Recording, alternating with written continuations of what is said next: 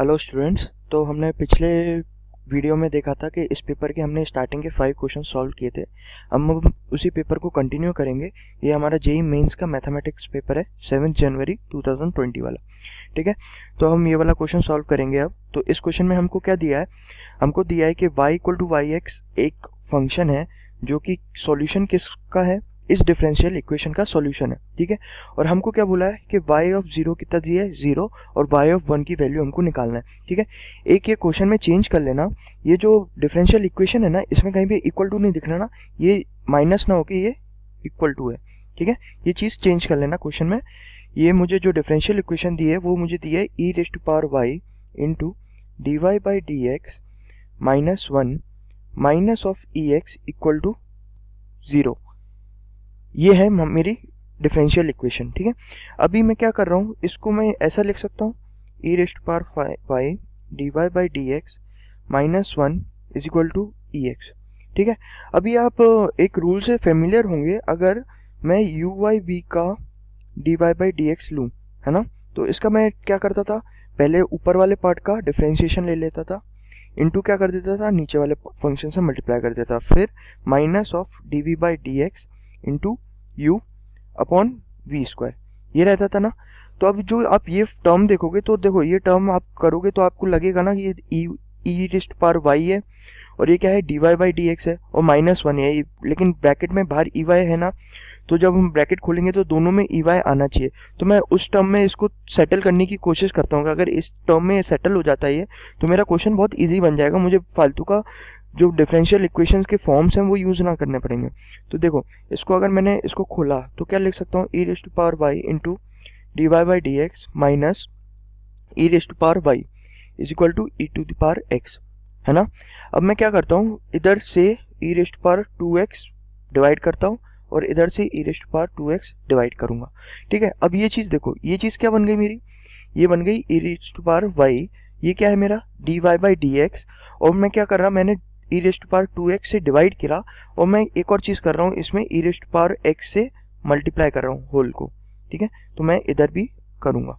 ठीक है, अब अगर मैं इस चीज़ का ब्रैकेट खोलूँ तो ये कितना हो जाएगा, ये मेरा बन जाएगा e raised to power x into, यहाँ से क्या लिख सकता हूँ, e raised to power x into e raised to power y into d y by d x. ठीक है, और minus of e raised to power x into e raised to power y, है ना, upon e raised to power x का whole square. ये क्योंकि ई raised to power 2x है ना, तो इसको मैं क्या लिख सकता हूँ, e raised to power x का होल स्क्वायर। ये इक्वल टू, यहाँ से देखो, यहाँ से क्या होगा, ये चीज़ और ये चीज़ कट जाएगी, तो ये क्या लिख सकता हूँ यहाँ पे मैं 1। ठीक है, अब ये देखो, ये चीज़, ये जो फॉर्म है ये इस फॉर्म के बराबर दिख रहा है। अब कंपेयर करने की कोशिश करो, हम पहले क्या कर रहे हैं, जो ऊपर वाला टर्म है, अगर मेरा ऊपर डी, ये u की जगह अगर मैं ई रेज़्ड टू पावर y डालता तो मैं क्या करता, पहले इस u को डिफरेंशिएट करता, तो मेरा क्या आता, ई टू द पावर y का डिफरेंशिएशन तो ई टू द पावर y रहता, और चेन रूल की वजह से फिर हमको y का भी डिफरेंशिएशन करना पड़ता था, जिसको हम क्या करते d y by d x. ठीक है, इनटू अगर मैं v को e to the power x डालता तो मुझे क्या करना पड़ता है, इंटू v करना पड़ता। मैं क्या कर रहा हूँ, u को क्या डालना चाह रहा हूँ, ई टू द पावर y, और v को क्या डालना चाह रहा हूँ मैं, ई टू द पावर x, है ना। फिर माइनस ऑफ जो मेरा नीचे वाला टर्म है जो कि क्या था, e to the power x, उसको डिफरेंशिएट करूंगा, वो कितना आ जाएगा मेरा, e to the power x ही आ जाएगा, और मेरा e to the power y जो कि ऊपर वाला टर्म था उसको ऐसे की ऐसे मल्टीप्लाई कर दूंगा, डिवाइडेड बाय जो मेरा नीचे का v था उसका स्क्वायर करना है, v मैंने क्या माना, ई टू द पावर x, तो ये कितना हो जाता था, e to the power x का होल स्क्वायर इक्वल टू 1। तो ये चीज़ क्या बन गई मेरी, इस ऊपर वाले फॉर्म के बराबर ही है, तो मैं क्या बोल सकता हूँ, इसको डायरेक्टली बोल सकता हूँ, ये चीज़ क्या बन गई मेरी, d y x of u by v. U कितना था मेरा, e to the power y, x कितना था, e to the power x, है ना, और ये 1 है तो ये 1 ऐसे ही रख दो। ठीक है, अब मैं क्या कर सकता हूँ, ये डी ऑफ एक्स को इधर लिख सकता हूँ, तो ये चीज़ क्या बन जाएगी मेरी, ये चीज़ बन जाएगी d of e to the power y by e to the power x equal to क्या हो गया मेरा, डी एक्स। अब दोनों साइड मैं इंटीग्रेशन कर सकता हूँ, तो मैं दोनों साइड लिमिट्स लगाऊंगा, लेकिन अभी नहीं, बाद में लगाऊंगा। अभी इनका अगर मैं डिफरेंशिएशन करूंगा तो क्या आ जाएगा, ये e to the power y by e to the power x, इस चीज़ का मैं इंटीग्रेशन कर रहा हूँ तो ये डी हट जाएगा। इधर से क्या कर रहा हूँ, डी ऑफ एक्स का इंटीग्रेशन कर रहा हूँ तो x आ जाएगा। अब लेकिन क्योंकि ये डेफिनेट इंटीग्रेशन नहीं है, मतलब डेफिनेट इंटीग्रेशन नहीं है, इनडेफिनेट इंटीग्रेशन है, मतलब हमने लिमिट्स नहीं लगाई थी, तो मैं क्या लगा देता हूँ इधर, एक कांस्टेंट लगा देता हूँ। कांस्टेंट की वैल्यू हम कैसे फाइंड कर सकते हैं, हमको क्वेश्चन में क्या दिया था, y ऑफ 0 कितना दिया था, 0, तो मैं यहाँ से कांस्टेंट की वैल्यू भी आपकी फाइंड कर सकता हूँ, है ना। तो अब देखो, अब हम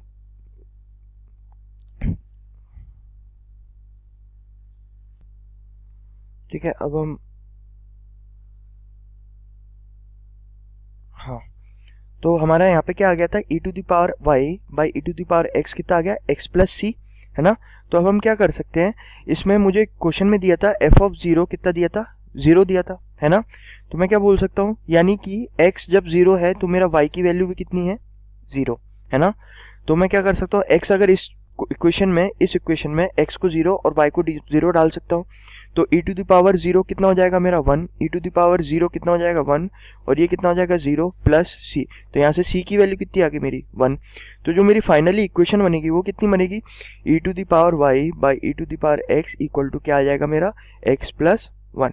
ठीक है, अभी मुझे फाइंड क्या करना था, मुझे फाइंड करना था f टू द पावर 1 कितना होता है, यानी कि जब x इक्वल टू 1 है तो y मेरा क्या है, ये चीज़ फाइंड करनी थी। अब इसमें x इक्वल टू 1 डाल सकता हूँ मैं, तो x इक्वल टू 1 डाला तो क्या हो जाएगा मेरा, e to the power y by e is equal to 1 plus 1 यानी कि 2, तो यहाँ से मेरा e to the power y कितना आ जाएगा, 2e, है ना।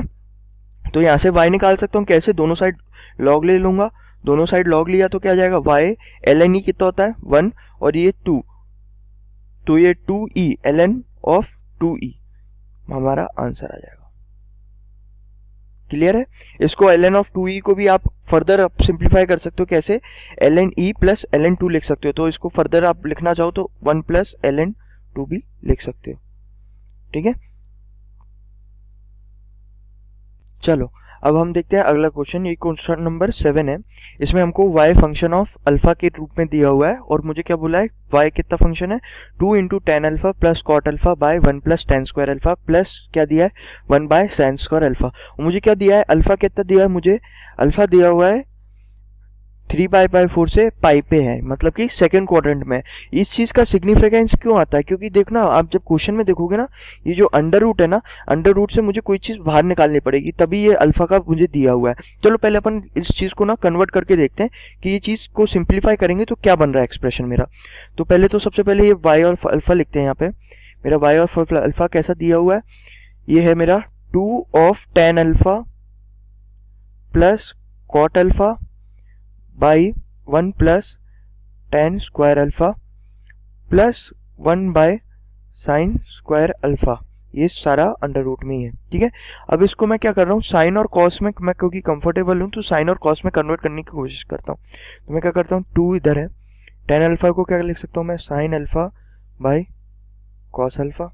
ठीक है, कॉट अल्फा को क्या लिख सकता हूँ, cos alpha by sine alpha, है ना।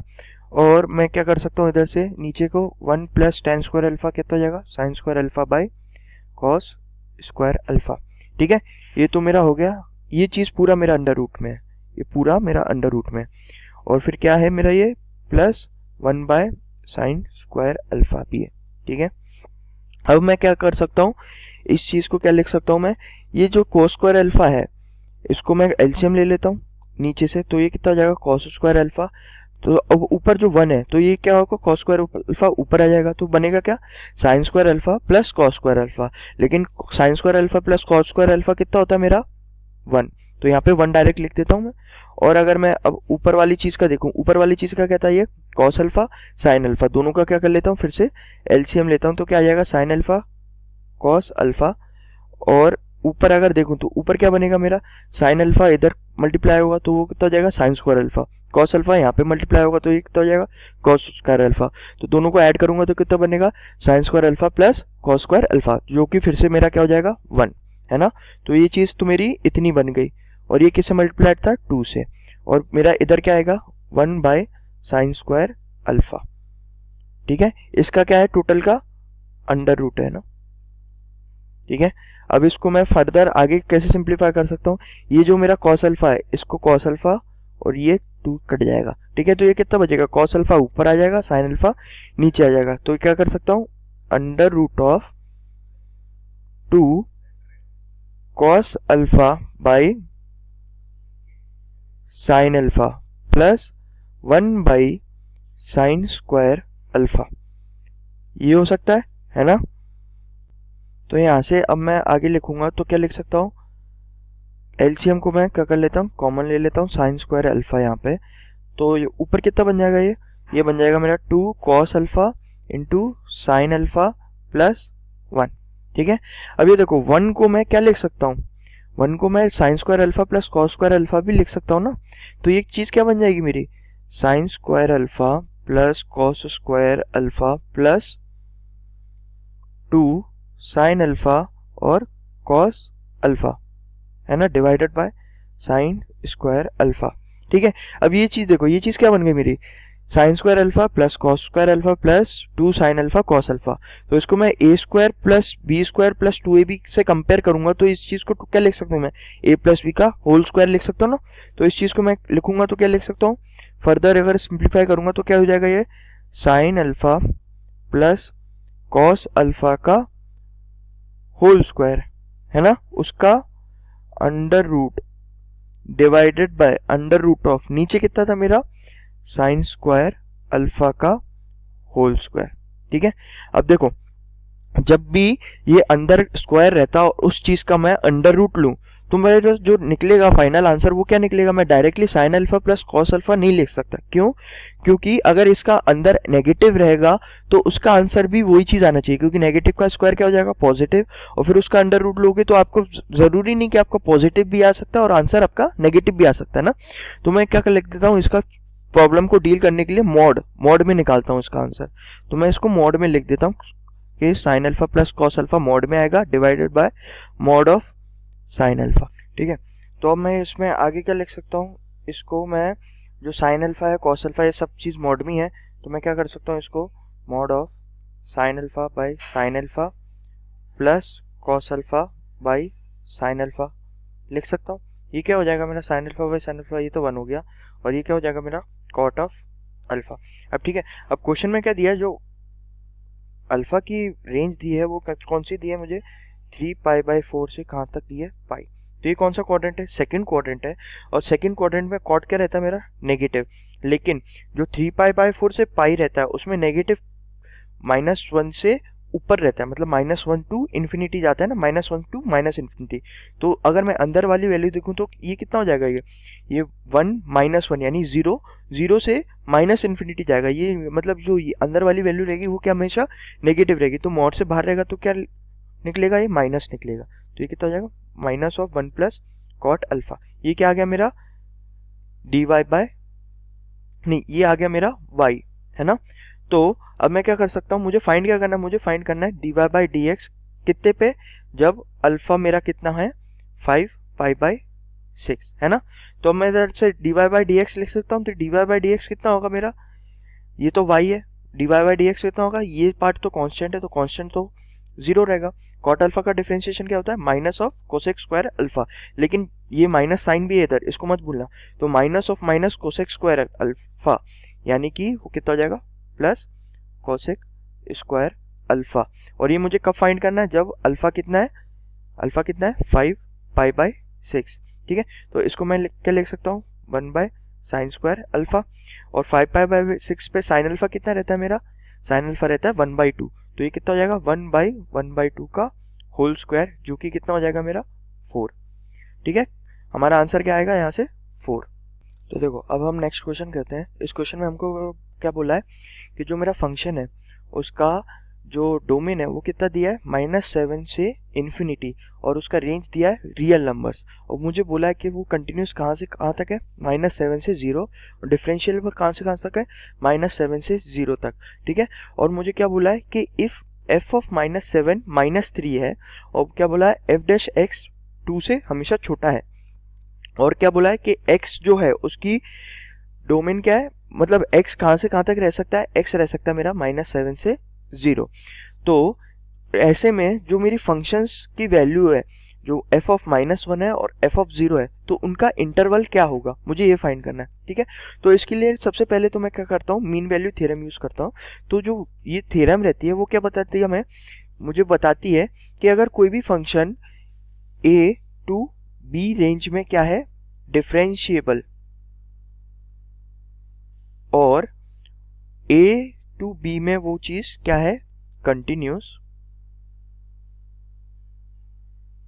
क्या, f ऑफ x। अगर मेरा a टू b में डिफरेंशिएबल है और a टू b से में कंटिन्यूस है, तो मैं ये बोल सकता हूँ जो मेरा f डैश c है, c में मान के चल रहा हूँ कि जो c है वो कहाँ से कहाँ तक लाई कर रहा है, c मेरा a टू b में लाई कर रहा है। ठीक है, c क्या है, मेरा a टू b में बिलोंग करता है। मैं बोल सकता हूँ f डैश c जो रहेगा वो रहेगा मेरा f of a minus f of b by a minus.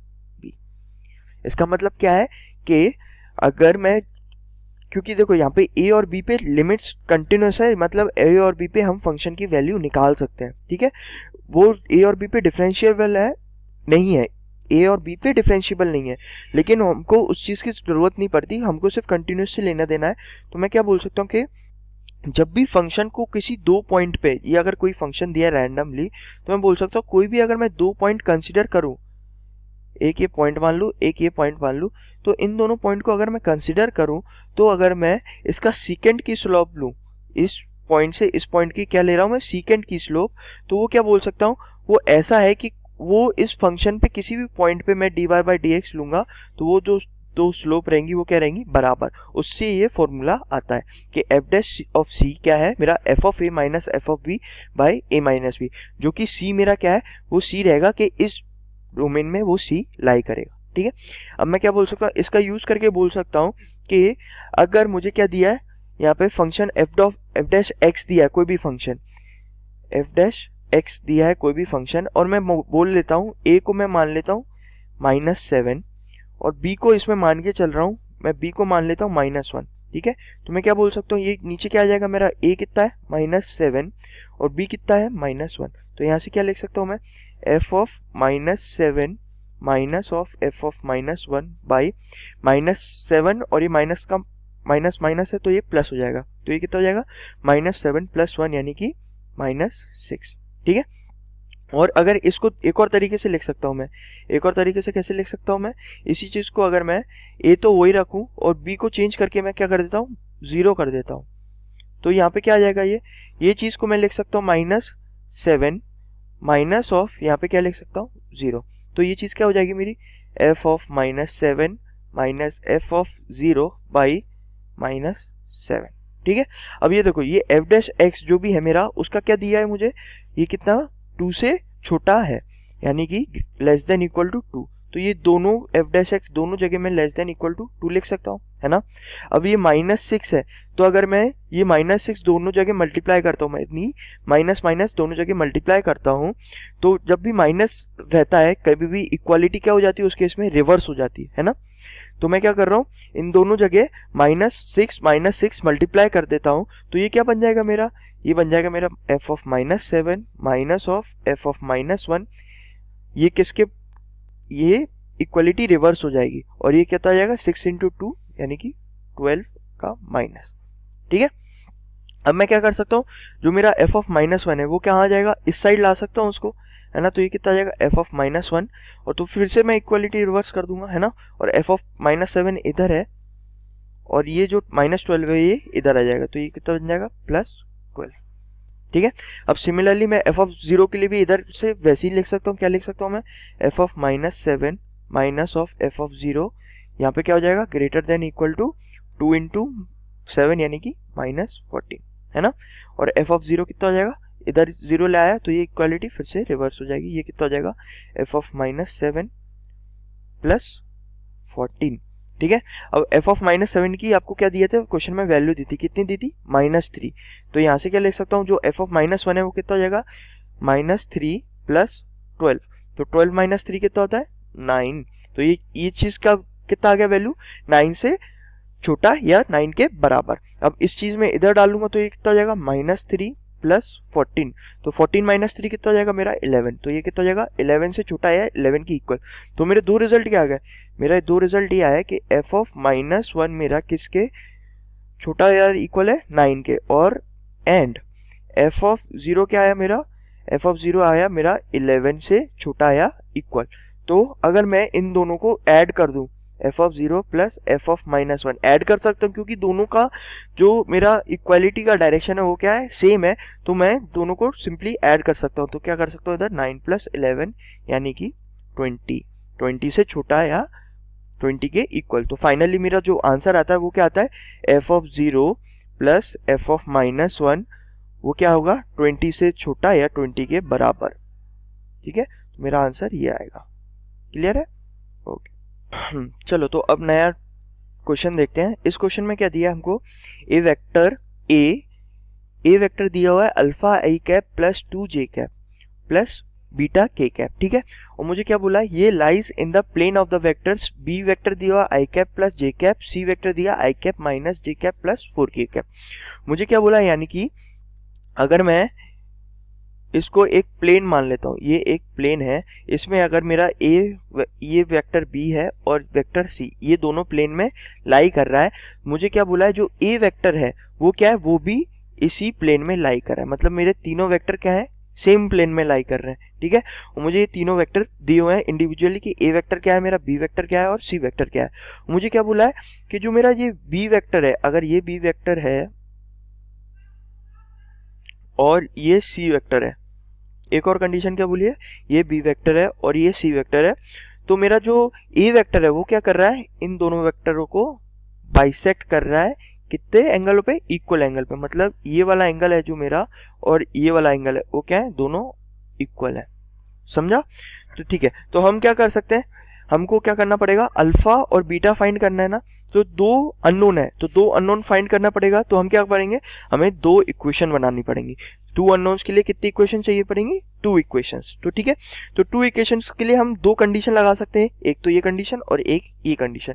इसको कैसे, इसको यूज करके कैसे कंडीशन बना सकते हैं, हमको क्या पता है, ये तीनों वेक्टर क्या है, एक प्लेन में है। अगर एक प्लेन में तीनों वेक्टर हैं तो मैं बोल सकता हूँ कि ए डॉट बी क्रॉस सी क्या रहेगा, 0 क्यों होगा, क्योंकि b क्रॉस सी जब हम देखेंगे तो b क्रॉस सी का जो वेक्टर आएगा वो क्या वेक्टर आएगा, इस प्लेन के परपेंडिकुलर। और फिर अब उस वेक्टर और a वेक्टर के बीच में एंगल देखेंगे तो वो एंगल कितना होगा, वो होगा 90 डिग्री एंगल। तो 90 डिग्री एंगल पे अगर दो वेक्टर है तो उनको अगर डॉट प्रोडक्ट लिखेंगे तो वो कितना होगा, 0। तो ना इस जो ये वाली सिचुएशन है इसको हम डिटरमिनेंट फॉर्म में भी रिप्रेजेंट कर सकते हैं। कैसे, इधर ऐसे कर देंगे, ऊपर क्या कर देंगे, हम ए वेक्टर को रिप्रेजेंट कर सकते हैं कैसे, अल्फा, और जो जे कैप में है वो कितना है 2, और के कैप में कितना है बीटा, और बी वेक्टर को कर सकते हैं कितना 1 1 और 0, और जो सी वेक्टर है वो कितना है यहाँ पे 1 -1 और 4। तो यानी इसका डिटरमिनेंट क्या होना चाहिए, 0। ठीक है, अब इस डिटरमिनेंट को सॉल्व करके हम अल्फा और बीटा के में इक्वेशन निकाल सकते हैं। कैसे, क्या करूंगा, पहले मैं अल्फा ले लूंगा, अल्फा लिया तो क्या करूंगा 1 × 4 करना पड़ेगा, तो वो कितना हो जाएगा 4, और बाकी का ये है, ये तो 0 बन जाएगा, तो ये तो 4 अल्फा आ गया।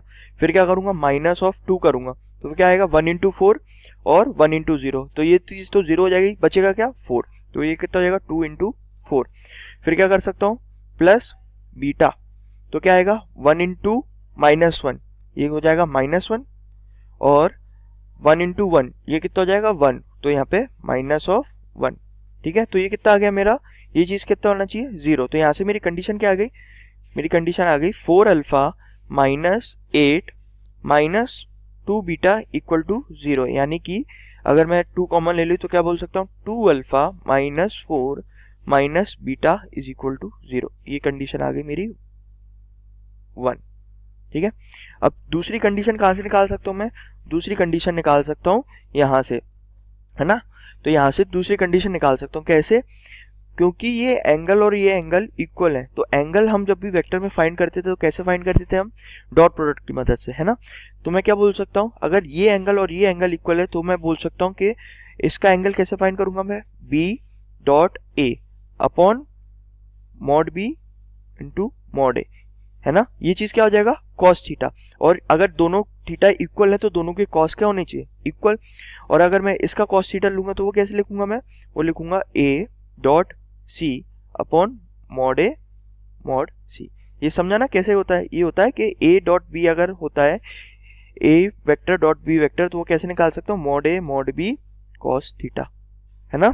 तो कॉस थीटा यहाँ से कैसे जाएगा a dot b upon mod a mod b, ठीक है। तो अब इसमें अगर मैं बी डॉट ए निकालूं तो बी डॉट ए कितना आएगा मेरा, बी कितना दिया है मुझे आई कैप प्लस जे कैप, ए कितना दिया है अल्फा आई प्लस 2j प्लस बीटा के। तो मैं क्या करूंगा, इसका एक्स कितना दिया है 1, इसमें एक्स में कितने में आई कैप के आगे क्या है अल्फा, तो दोनों को मल्टीप्लाई कर दूंगा तो ये कितना जाएगा अल्फा इंटू 1 यानी अल्फा प्लस जे के आगे कितना दिया है इधर 2, इधर कितना दिया है 1, तो ये कितना जाएगा 2 इंटू 1 यानी कि 2, और इधर के आगे कितना दिया है बीटा, लेकिन यहाँ पे के आगे कितना है 0, तो ये कितना जाएगा 0 ही बचेगा, ठीक है।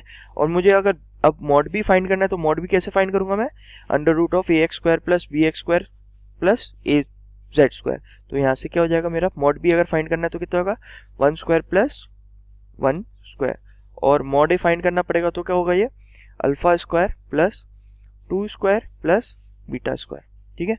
सिमिलरली ए डॉट सी भी ऐसी कर सकता हूँ, ए डॉट सी कितना आएगा मेरा alpha into 1 plus 2 into -1 plus beta into 4 upon mod a कितना रहेगा मेरा alpha square plus 2 square plus beta square, और मॉड सी कितना रहेगा मेरा 1 स्क्वायर प्लस -1 का होल स्क्वायर प्लस 4 का स्क्वायर।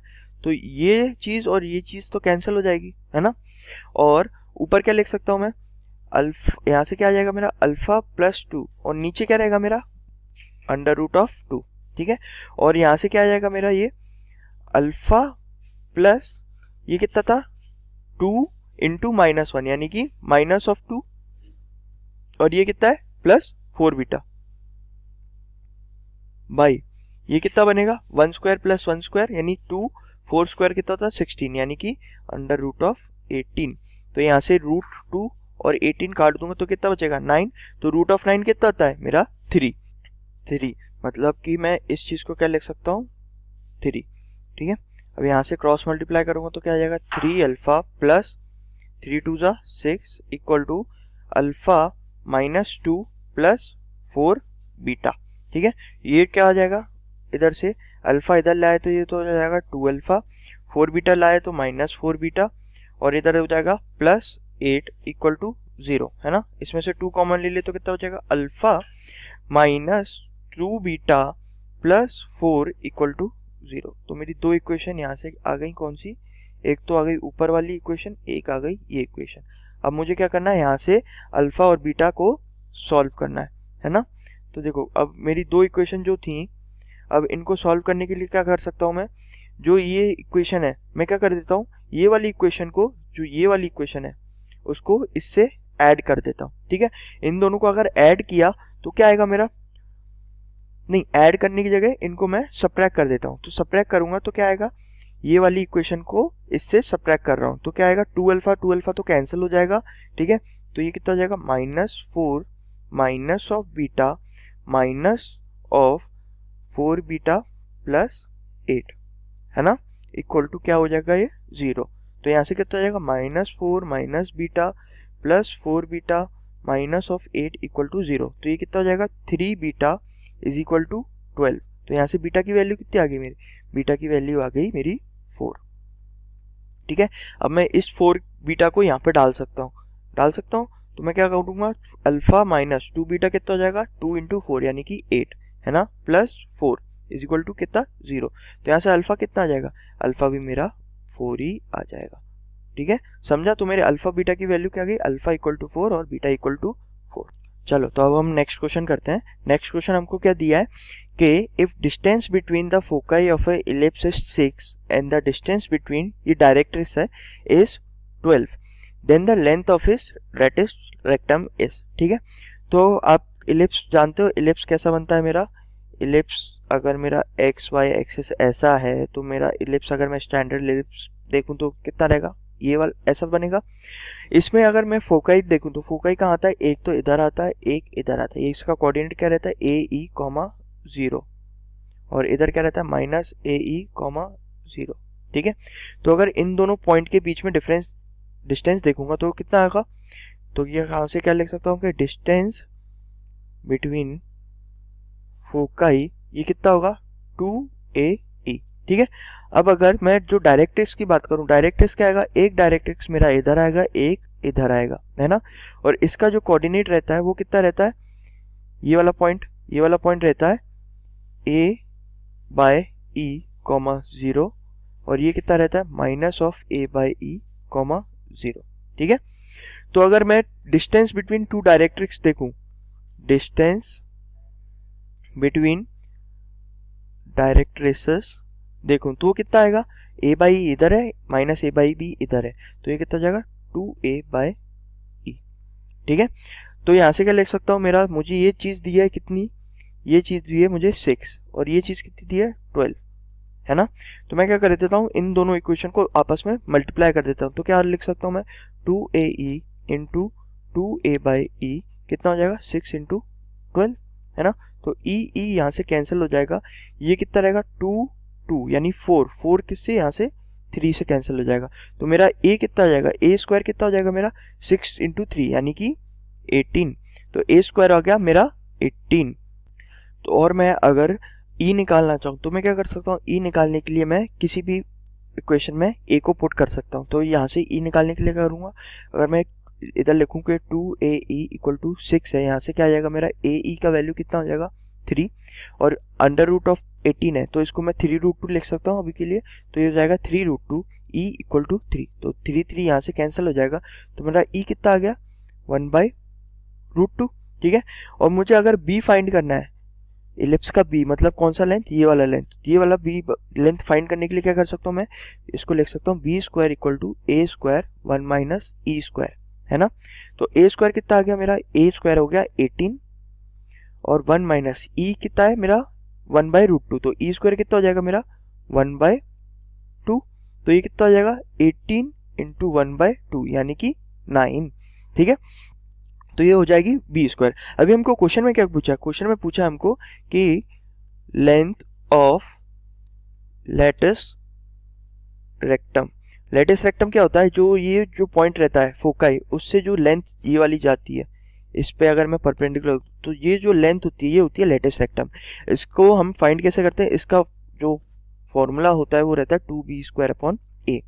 ठीक है, तो जो 2 ले लिया, B स्क्वायर की वैल्यू हमारी आ चुकी थी कितनी 9, और जो मेरा A था, A कितना था मेरा, A का वैल्यू आ गया था मेरा कितना √18, अंडर रूट ऑफ 18, इसको मैं 3√2 भी लिख सकता हूँ, है ना। तो ये कितना हो जाएगा 3 यहाँ से कैंसिल हो जाएगा, ये √2 यहाँ से लिखूंगा तो यहाँ पे ये √2 हो जाएगा।